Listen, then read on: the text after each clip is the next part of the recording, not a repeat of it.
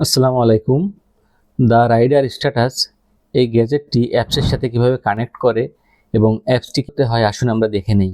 আমি প্রথমে বাইকের চাবিটি অন করলাম। এই ডিভাইসে যখন এই ধরনের ডট চিহ্ন আসবে তখন আপনি মোবাইল থেকে এই অ্যাপসটি ওপেন করে কানেক্ট বাটনে ক্লিক করবেন।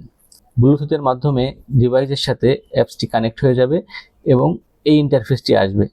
এখানে 3টা লাইন আপনি লিখতে পারবেন, প্রতি লাইনে 47 ওয়ার্ড করে লেখা যাবে। আপনি চাইলে প্রতি মিনিটে এই লেখাটি পরিবর্তন করতে পারবেন। এরপরে লেখাটি চিকন হবে নাকি বোল্ড হবে এটা আপনি বোল্ড অথবা নর্মাল থেকে সিলেক্ট করতে পারবেন। সেই সাথে লেখাটি ডিভাইসে অ্যানিমেশন আকারে দ্রুত যাবে নাকি খুব স্লো যাবে সেটাও সিলেক্ট করতে পারবেন। সেই সাথে কিছু সেন্সরের সেটিং প্লাস কিছু কাস্টম অ্যানিমেশন আপনি সেটিং করতে পারবেন।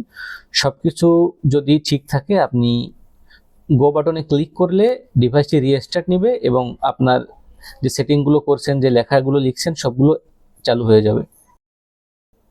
আমার বাইকটিতে খেয়াল করে দেখেন আমি এই লেখাটি লিখছি বোল্ড আকারে, এর থেকেও পাতলা লেখা যায়।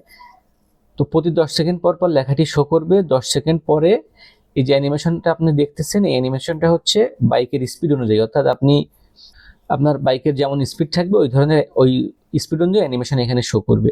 আবার 10 সেকেন্ড পর লেখাটি আসবে। এইভাবে 3টি লাইন বারবার রিপিট হতে থাকবে।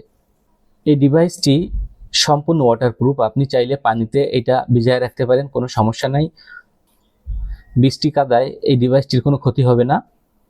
এই ডিভাইসে যদি বড় ধরনের কোনো আঘাত না লাগে তাহলে আশা করা যায় 4-5 বছর এই ডিভাইসটি কিছুই হবে না, যেহেতু আমি নিজে ডিভাইসটি 5 বছর ধরে ব্যবহার করতেছি। আমি রিকমেন্ড করব আমরা একটি প্রোটেক্টর দিয়ে রাখছি, এই ডিভাইসটির উপরে আপনি প্রোটেক্টরটি লাগিয়ে রাখবেন, কারণ যে কোনো সময় ধুলাবালিতে ডিভাইসটির উপরে দাগ হয়ে যাবে। আশা করি আপনারাও দীর্ঘদিন এই ডিভাইসটি ব্যবহার করতে পারবেন। এটা অত্যাধুনিক সেন্সরযুক্ত খুবই মজবুত গঠনের একটি ডিভাইস। সবাই ভালো থাকেন, সুস্থ থাকেন, ডিভাইসটি ব্যবহার করেন, আপনার যাত্রা নিরাপদ হোক। আসসালামু আলাইকুম।